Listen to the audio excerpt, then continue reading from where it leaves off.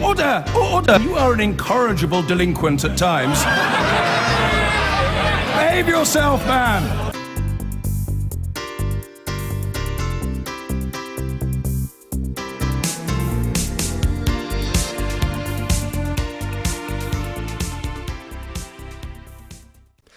Now, some of our regular viewers, that would be Joe and Dave from Southend, have complained that they're suffering from election fatigue. Well, not everybody is, you know. Over 2 million people have registered to vote since Theresa May called this election, with registrations coming at a faster rate than before the Brexit referendum. This election will, after all, determine the future of our country, of our security, our economy, our public services, and looming above it all, what Britain might look like post-Brexit. But what role the media in all this? Have the broadcasters, the newspapers covered the issues properly while giving all those who aspire to be Prime Minister an even and fair shake? Here's the artist, writer and social entrepreneur Akala with his take of the week.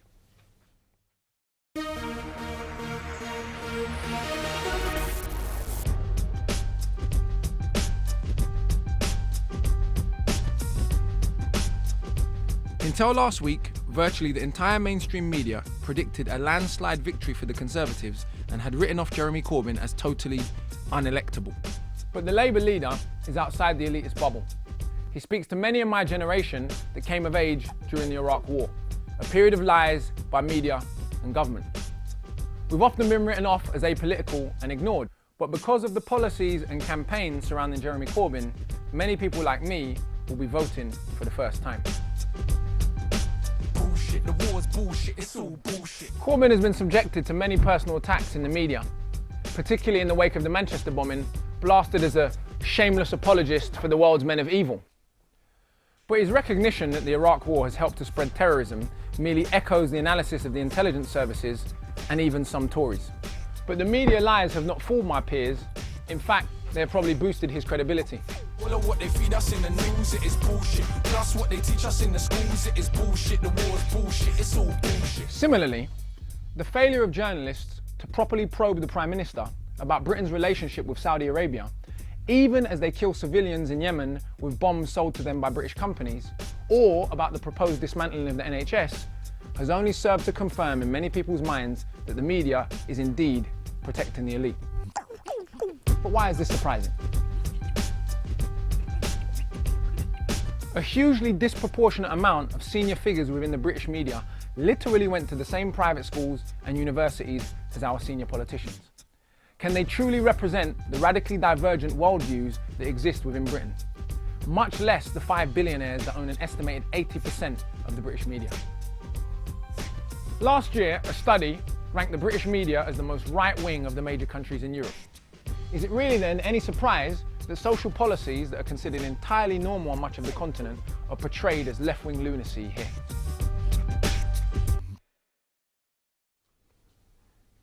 No expense spared by the production team there, and as if by magic, Akala is here now. Welcome to the programme. Thank you. Now, if the media is so overwhelmingly biased against Mr Corbyn, why is he having such a good campaign? Partly because Theresa May's proved completely inept. She's called a snap election. Her campaign's not been very effective. It's been all over the place. There's been a large social media presence with Corbyn's campaign. And of course, as the Labour Party has started to gain momentum, the media's had to take him a little bit more seriously. But if we just remember 3-4 weeks ago, that kind of tone of serious opposition wasn't there at all, when it was this repeated nebulous phrase of unelectable, whatever that means. But many in the Labour Party thought that as well. If the media is full of Tory stooges, why would the polls narrow? Because people have seen the campaign unfold, as I said, and they've seen, on the one hand, a campaign that's quite inept. They've seen a manifesto come out that's been written off as kind of Marxist nonsense, which, of course, anyone who's read Marx and Lenin will know this is not even close to being a Marxist manifesto. It contains many policies, as I alluded to in the film, that are absolutely normal in some of the wealthiest countries in the world. And then they've seen another manifesto come out that's completely uncosted. They've seen... right, and it's the media that's told them it's uncosted. 100%. So I don't quite understand why the media has been so biased. It's the media has reported a lot of how bad Mrs May's campaign has been. The media has reported that Mr Corbyn's having a much better campaign than most people expected. I suspect even Mr Corbyn himself. So if you add all that together, I would have thought the media, by and large, is doing its job. Well, I don't know if I really accept that. I think, of course, the media has had to take the candidate more seriously as the obvious trends have changed. And I would argue that it's people who've organised and shown their support and record youth registration and voting that has come out, and that has forced a kind of change in tone and an attempt to treat this election some way seriously. Has the media been overwhelmingly biased against Mr. Corbyn? I think that he has faced some tough questions in the early period, and Theresa May's had some tougher questions in the later period. It's tough because if you think of David Cameron or George Osborne, when they were Prime Minister and Chancellor, or Theresa May, do they face the kind of questions Jeremy gets asked about what he was doing 20, 30, 35 years ago? The counter-argument is that goes to questions of political judgment and character in terms of the relationships he had and the people he dealt with. I guess my argument with Akala comes back to this. One of the great strengths of our society is that we have an independent BBC, which isn't owned by billionaires and actually is trusted because it's always been objective and tough. I think the BBC has been tough on both sides in this election campaign. Quite a lot of Jeremy Corbyn's supporters think the BBC is part of the elite establishment, but I'm not sure that's right.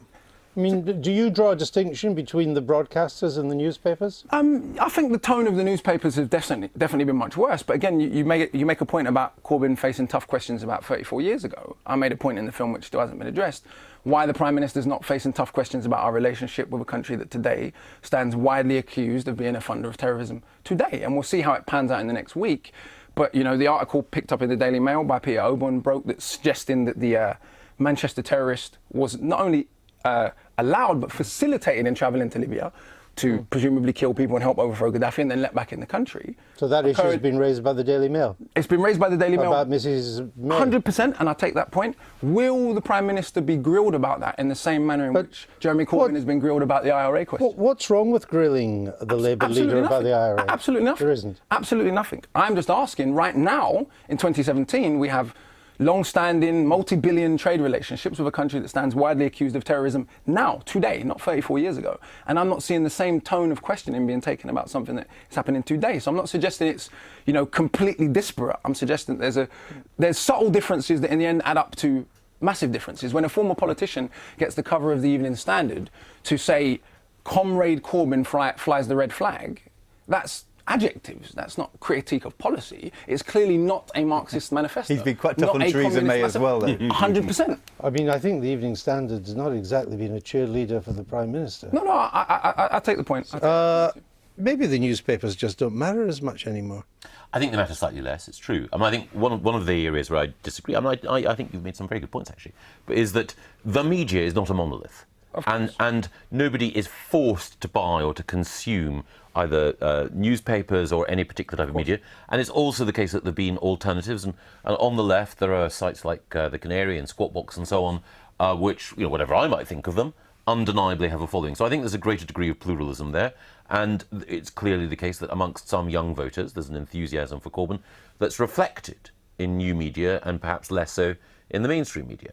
But I do think, and you've been, I think, generous enough to acknowledge this, that there are some tough questions that Jeremy has to face. And you know, if you attend a meeting and call for a minute's silence for the IRA and for terrorists who've been killed, that is a big question. Imagine if Theresa May had called for a minute's silence. Well, you mean like David Cameron going to King Abdullah's funeral?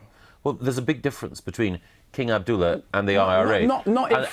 Imagine if a British political figure bidding to be Prime Minister had sought to honour the fascists of the BNP. But you're flogging a dead horse, because I've admitted that it's legitimate for him to face I'm talking about the dead people whom the IRA killed. What? No, that's and not... the point is, the IRA were an organisation I'm... run on the basis of killing innocents and putting British soldiers in the line of fire. And Jeremy Corbyn wants to run this country, wants to lead our armed forces, and he dishonoured them and their memory by calling for a minute's silence for terrorist killers. As we speak right now, a story has broken which I want to see in the next week before Thursday, if the Prime Minister is going to be asked the tough questions about possible collaboration between the intelligence services and known terrorist sympathisers who've gone to foreign countries to kill people, who've been let back in Britain and blown up a pop concert and killed 22 people. What's the evidence for that? No, I'm just saying that's the story that's broke, so the Prime Minister should be asked the tough questions. But it's quite hard to ask tough questions if you have... I mean, I wouldn't ask a tough question if I didn't have the evidence to back it up. It's been published. I can't just fly a question. 100%, but many media outlets have carried it. But without evidence.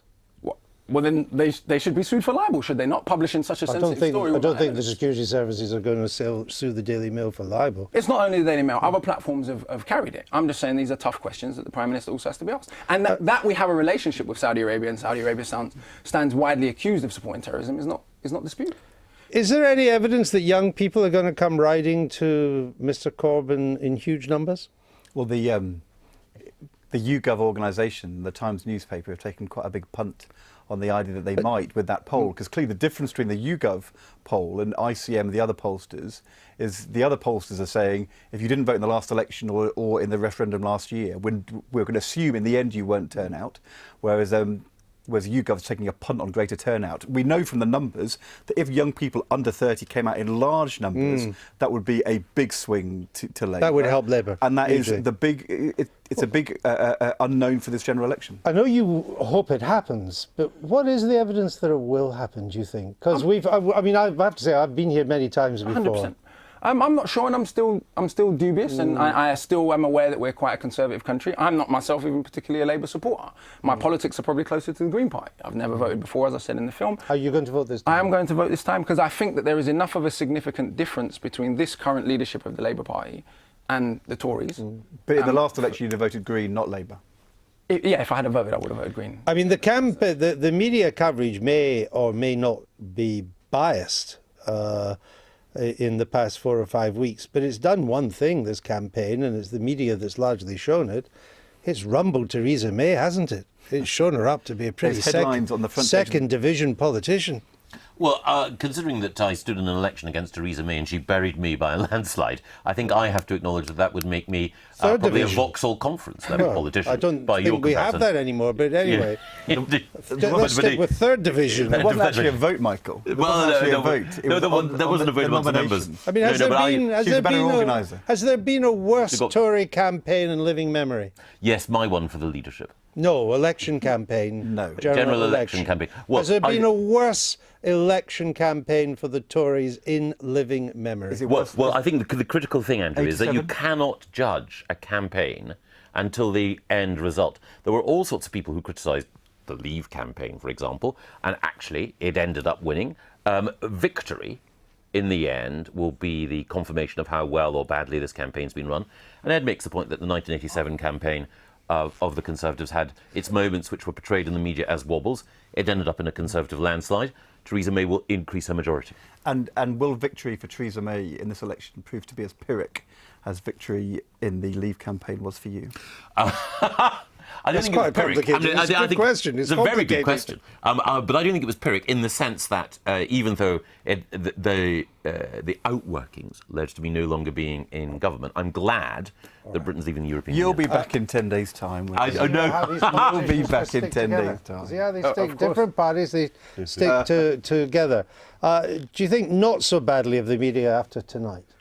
It's not even necessarily that I think terribly of the media, in the sense that I don't believe complete objectivity is even philosophically possible. That's why you want to diversity. Right. If I ran a news channel, even if I didn't mean for it to, it would naturally reflect some of my... Because you choose the agenda and so on. Precisely. So if you have, which was the point I tried to make in the film, similarly educated people from similar backgrounds running all of the main institutions, even if they don't intend it, the outcome can often be perceived to me... We haven't got time. I think that's one of your strongest points. Would you exclude this week from your criticisms?